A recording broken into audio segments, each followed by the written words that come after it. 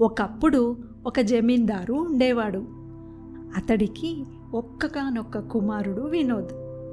జమీందారు ఆస్తి మొత్తానికి వినోద్ మాత్రమే ఏకైక వారసుడు. పుట్టుకతోటే ఆస్తిపరుడు అవ్వడం వల్ల వినోద్ జల్సాలకు అలవాటు పడతాడు.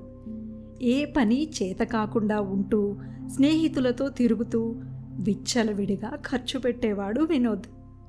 తన కుమారుడికి వ్యాపారాలు, ఆస్తి లావాదేవీలు చూసుకునే సామర్థ్యం ఉన్నా డబ్బు విలువ తెలియకుండా, బాధ్యత లేకుండా ఉన్న వినోద్కి వ్యాపారాలు అప్పగించడం కష్టమైన పని అని అనుకుంటాడు జమీందారు.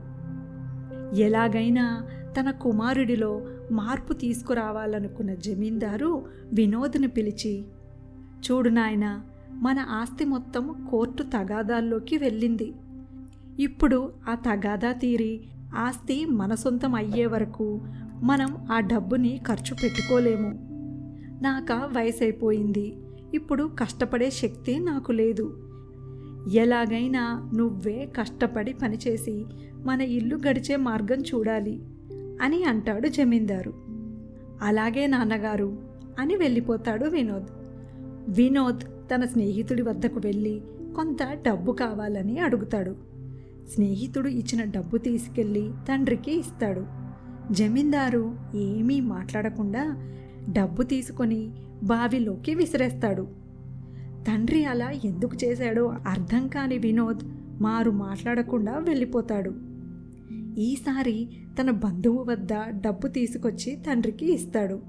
ఈసారి కూడా ఏమీ మాట్లాడకుండా డబ్బును బావిలోకి విసురుతాడు జమీందారు.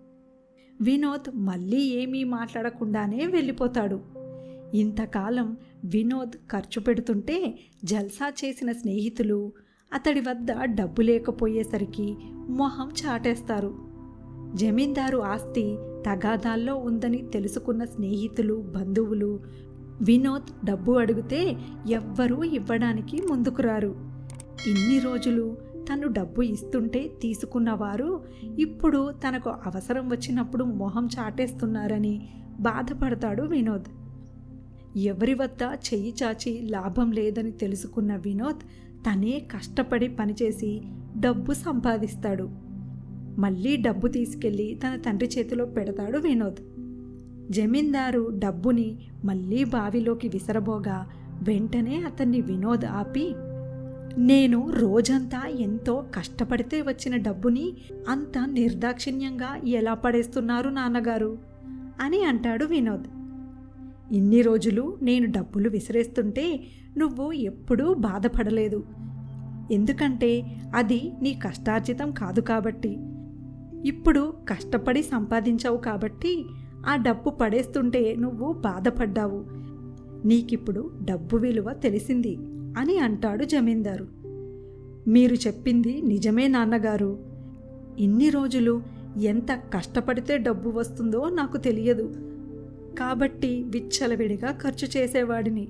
అంతేకాదు నాన్నగారు, నా వద్ద డబ్బు ఉన్నంతకాలం నా చుట్టూ తిరిగిన జనం ఈరోజు నా వద్ద డబ్బు లేనప్పుడు ఎవ్వరూ లేరు.